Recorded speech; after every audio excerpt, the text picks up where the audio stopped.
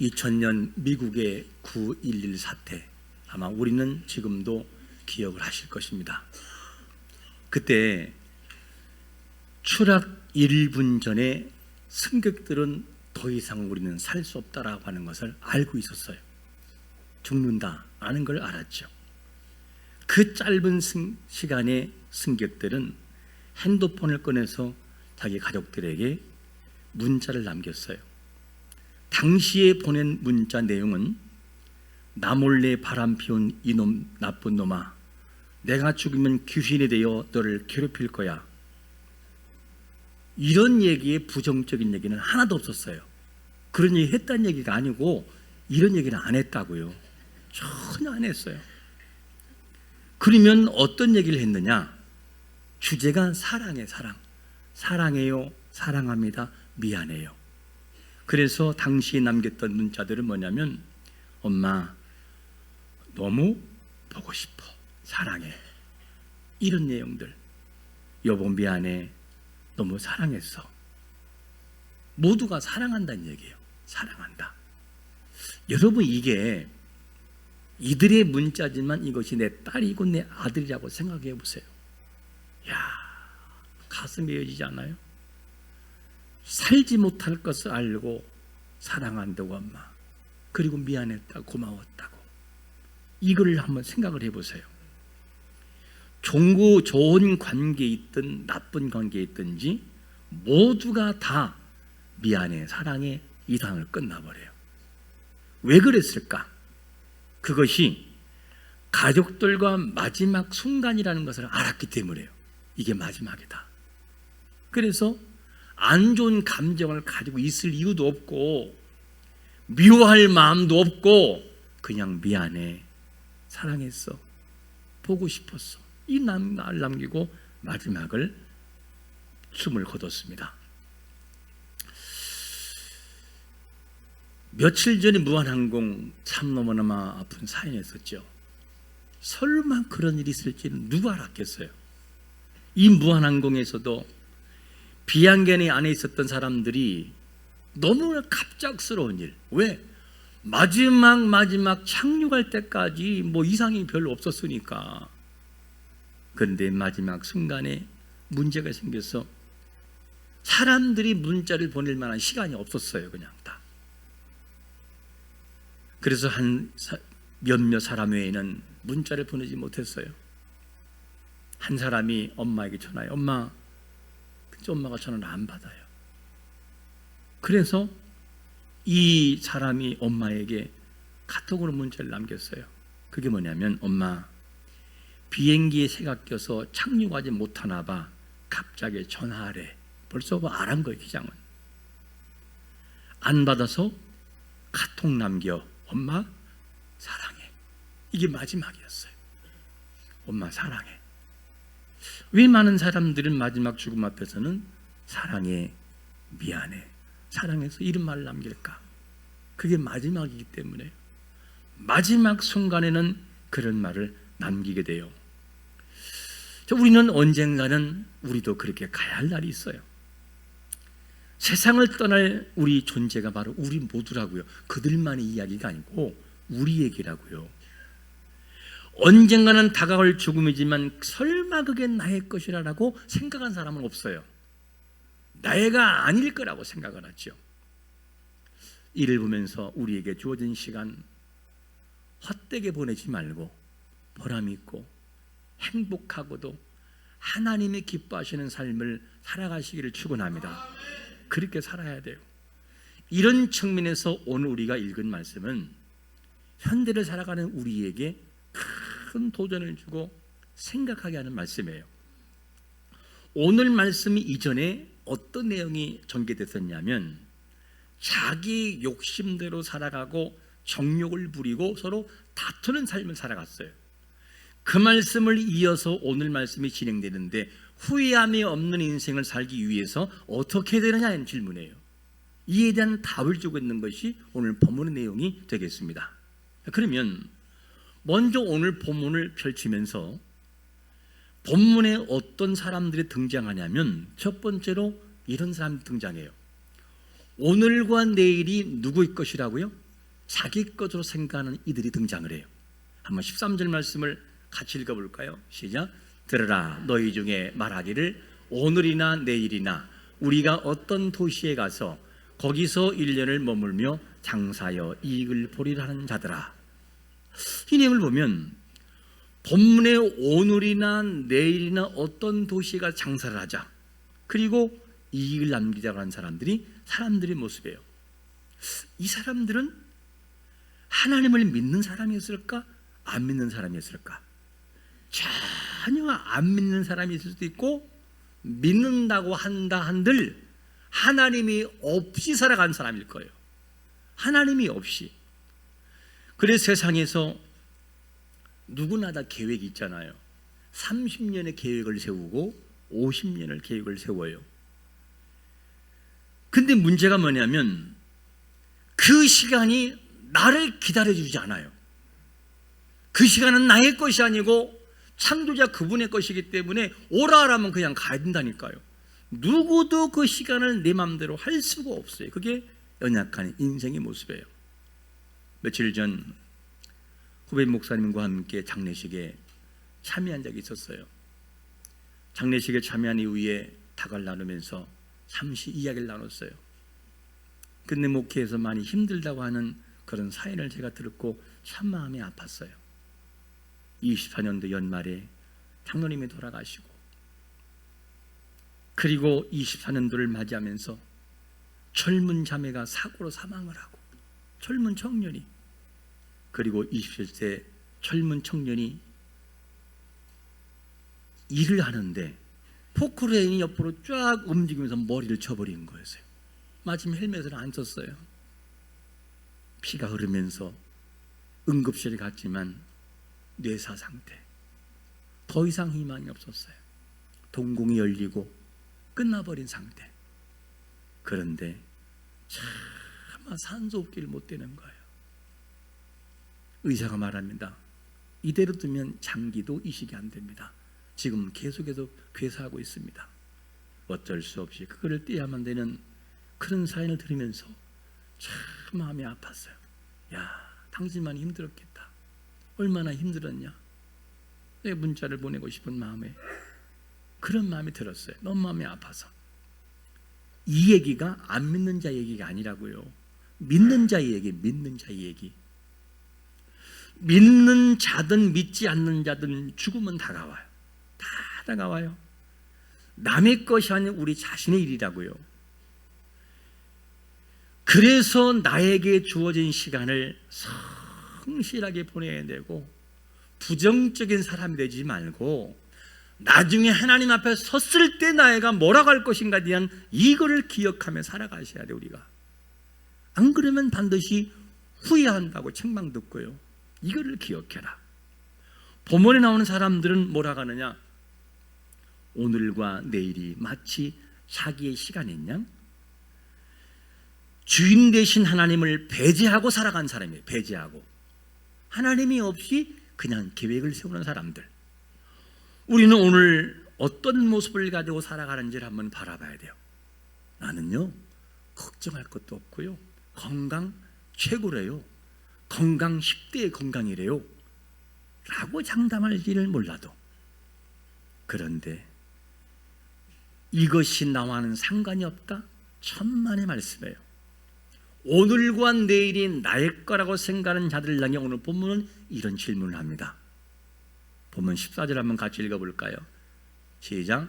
내일 일을 너희가 알지 못하는도다. 너희 생명이 무엇이냐?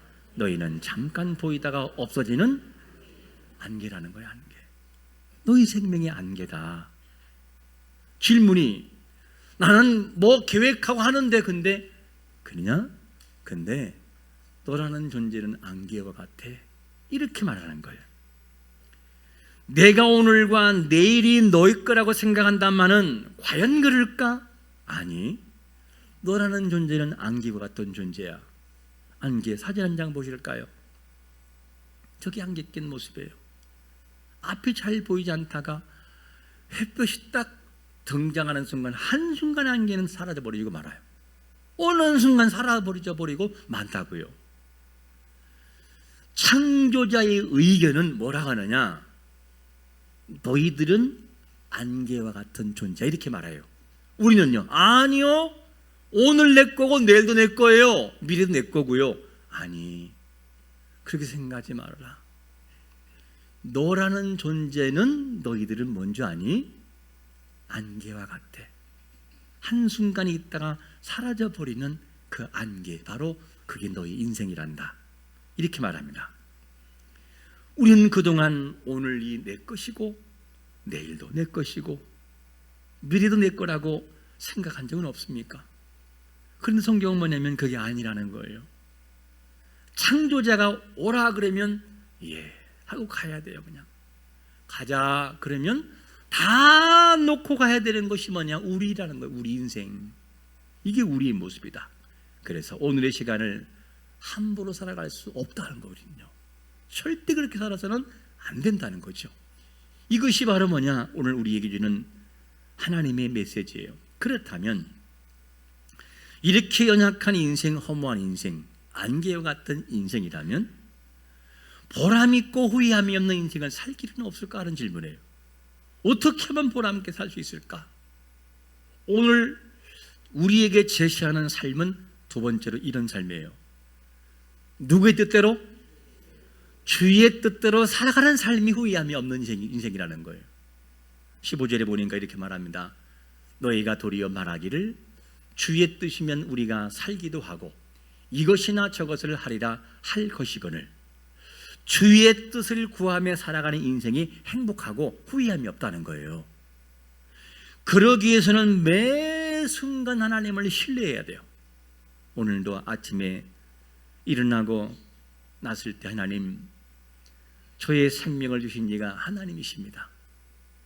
제 심장을 멈추지 않고 뛰게 하신 이가 하나님 당신이십니다. 내 노력이 아니었고 내 힘이 아니었습니다. 하나님, 오늘 하루도 무사히 지내고 잠자리 들게 하옵소서. 그게 우리가 해야 할 모습이라고요. 잠을 자다가 하나님 부르면 그냥 가야 된다고요. 그게 우리의 모습이에요. 그래서 하나님의 뜻을 매 순간 우리는 물으면서 살아가야 돼요.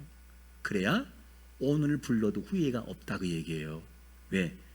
하나님의 뜻대로 살았으니까. 13절과 14절에서 자기 뜻대로 살아가는 인생들에게 하나님이 책망했어요. 지적했어요.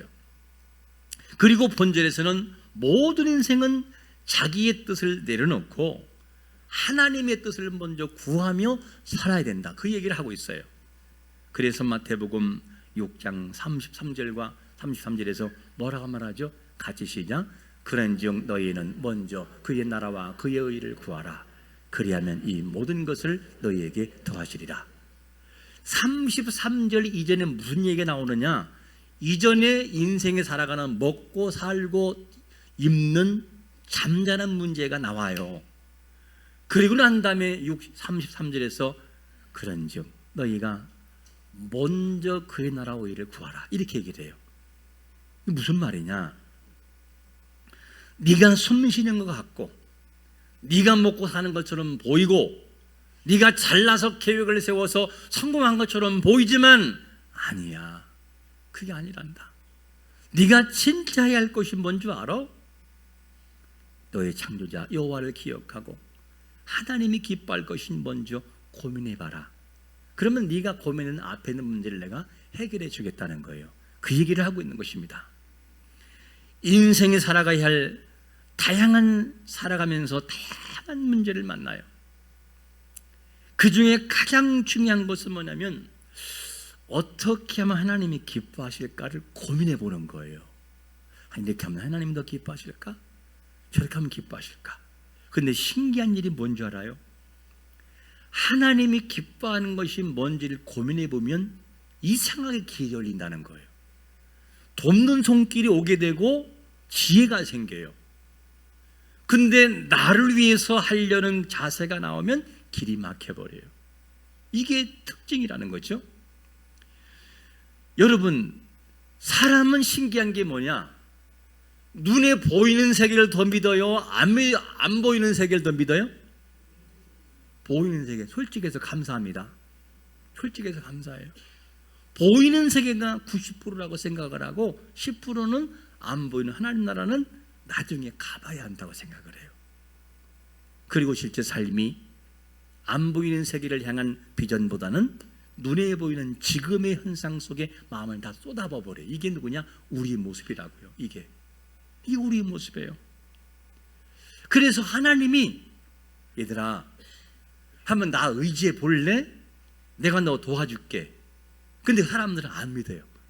안 믿는다고요. 믿는 삶을 살아가지를 않아요. 그러니까 하나님이 주고 싶은데도 손을 벌리지 않으니까 못 주는 거예요. 그 사실을. 진짜 손을 벌려보면 하나님이 주실 것을 믿으시기를 축원합니다. 손을 벌려보세요. 하나님 저 진짜 믿어요. 그리고 손을 벌려보라고 하나님께. 하나님 주나 안 주나. 사람이 못 믿는 것이 얼마나 어리석은지 예를 들어 볼까요?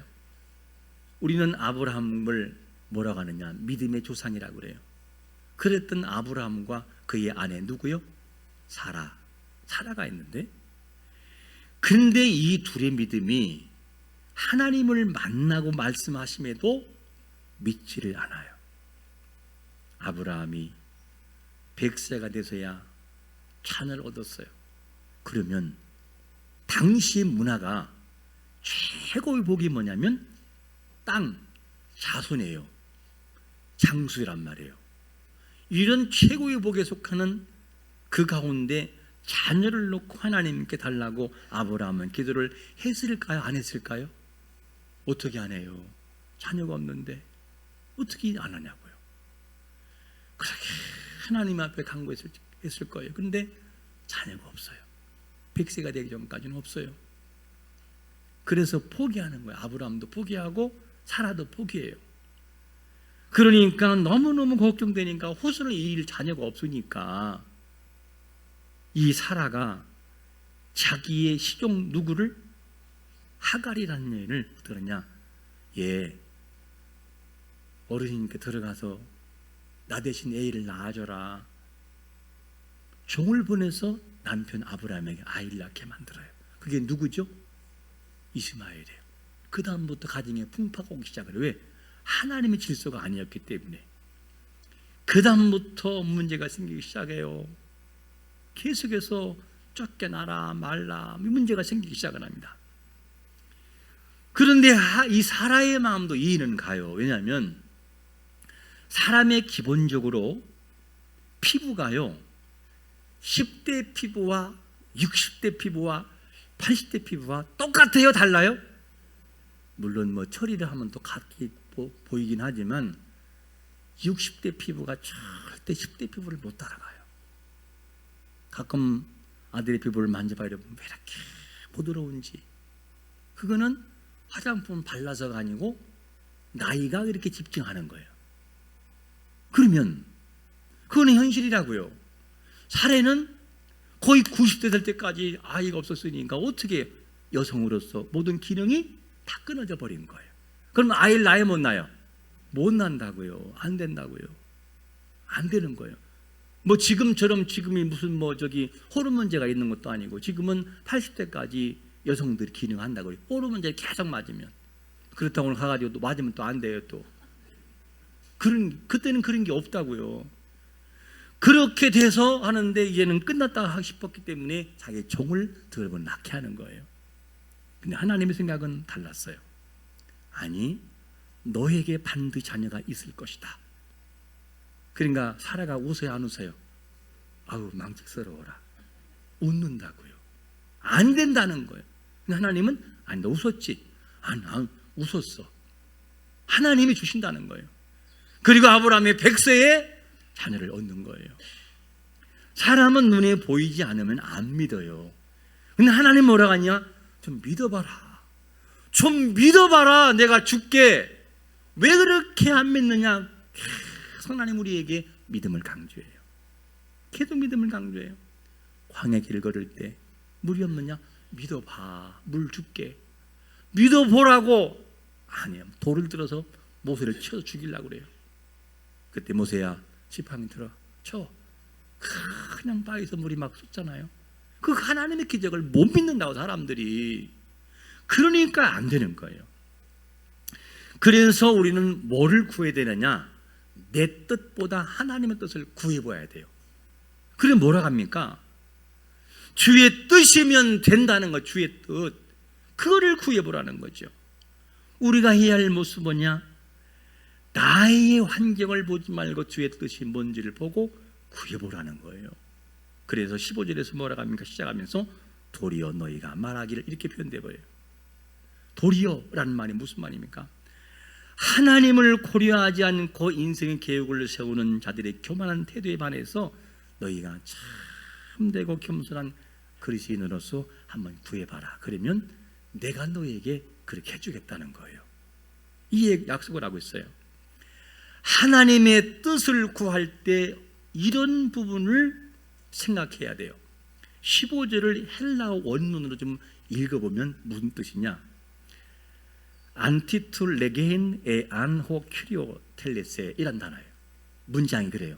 근데 여기서 한글 개역성에는 번역되지 않은 단어가 있어요. 그게 뭐냐? 애안이란 단어. 애안. 무슨 말이냐? 이 단어는 애안이란 단어는 만일, 그런 뜻이에요. 원문에서는 만일. 이거를 조건 접속사와 번역을 하면 무슨 뜻이냐? 하나님이 만약 원하신다면, 그런 얘기예요. 무슨 말이냐면 내가 싫어도 하나님이 만약에 원하신다면 네가 순종하라. 이게 하나님의 뜻이라는 거예요. 이거를 반대로 말하면 무슨 말이냐? 나는 싫어요. 근데 하나님이 원하신다면 그 일을 어떻게 하느냐? 하라. 반대로 뭐냐? 나는 정말 하기 싫어. 근데 하나님이 해라. 이렇게 말하면 예, 알겠습니다 하고 나를 내려놓고 결단하라. 이게 애안이란 단어예요. 만약이란 단어. 만약 하나님이 원하신다면, 만약 하나님이 원하지 않는다면 결정에 따라서 주의 뜻을 따르라. 그게 뭐냐? 애안, 주의 뜻을 따르는 길인 것이요.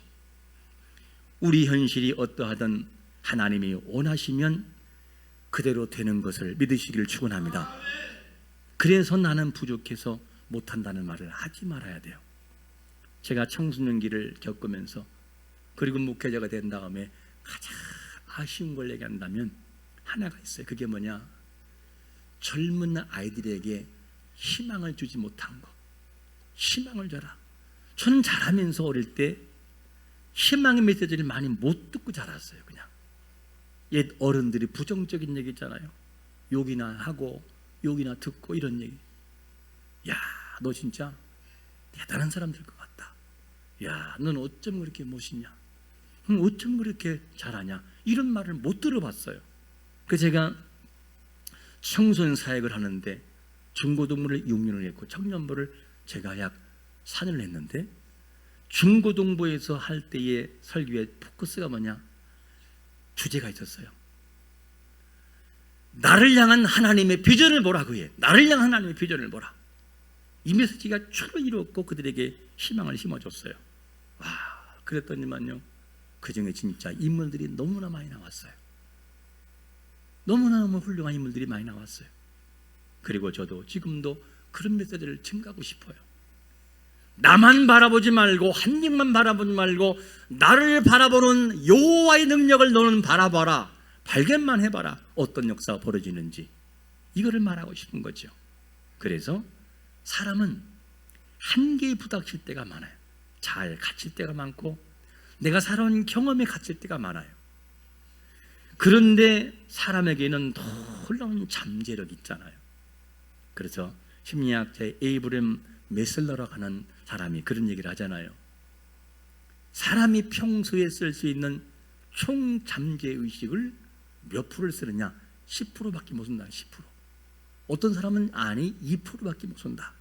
나머지는 다 잠겨 있다는 거죠.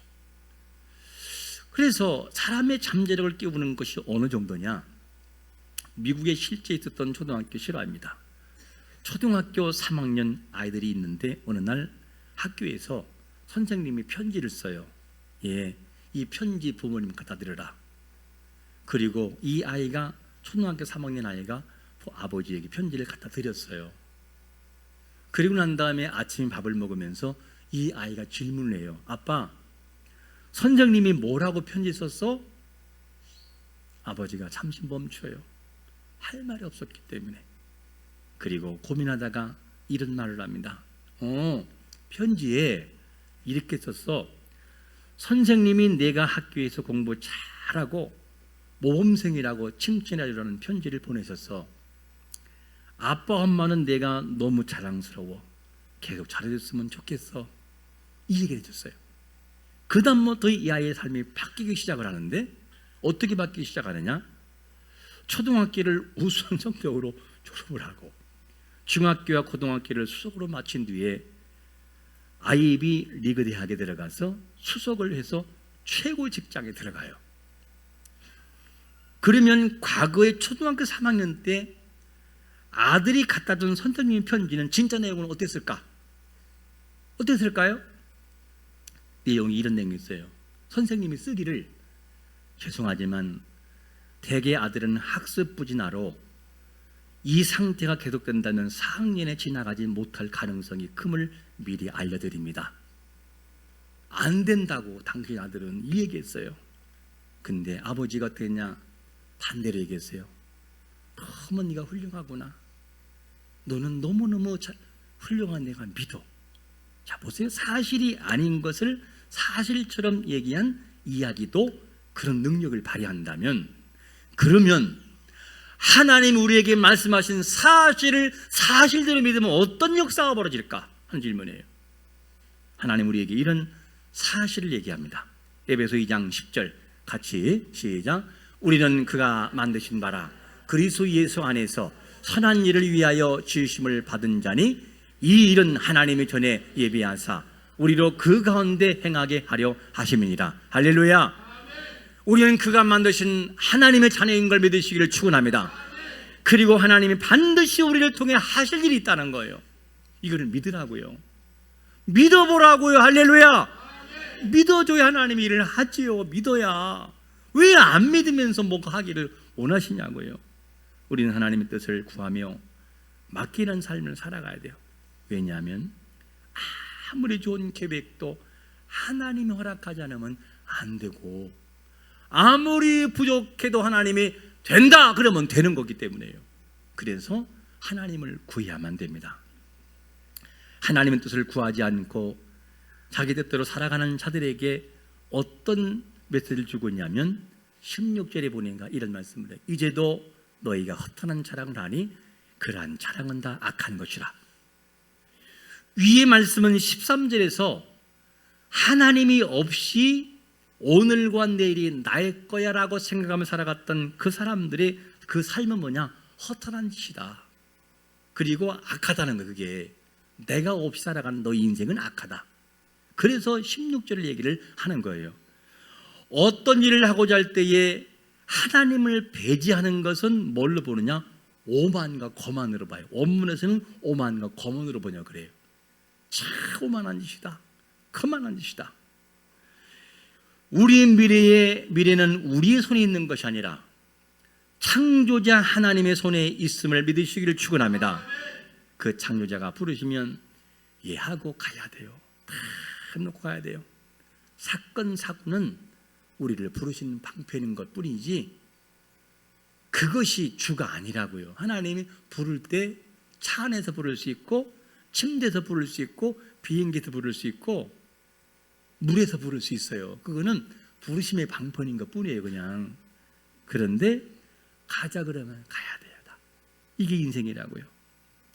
그러므로 우리의 모든 것은 하나님께 맡긴 자세가 반드시 있어야 됩니다. 왜 그러냐면 17절에서 이렇게 말씀하기 때문에 마지막 읽겠습니다. 시작. 그러므로 사람이 선을 행할 줄 알고도 행하지 아니하면 죄니라. 이 무슨 말입니까? 앞에서 오늘과 내일이 너희 것이 아니야, 안개와 같은 인생이야, 모든 건 나에게 딴다. 그렇기 때문에 나를 구해라. 너희가 이것을 알면서도 나를 구하지 않는 것은 뭐냐? 그게 죄라는 거예요. 그게 악한 것이고, 이 얘기를 하고 있습니다. 그러므로 한계 상황에 부닥치는 인간은 하나님의 뜻대로 그 주권 안에서 겸손하게 살아가야 돼요. 이게 아니면 반드시 후회합니다. 이거를 알면서도 행치 않는 것은 죄가 된다. 이렇게 말씀하고 있어요.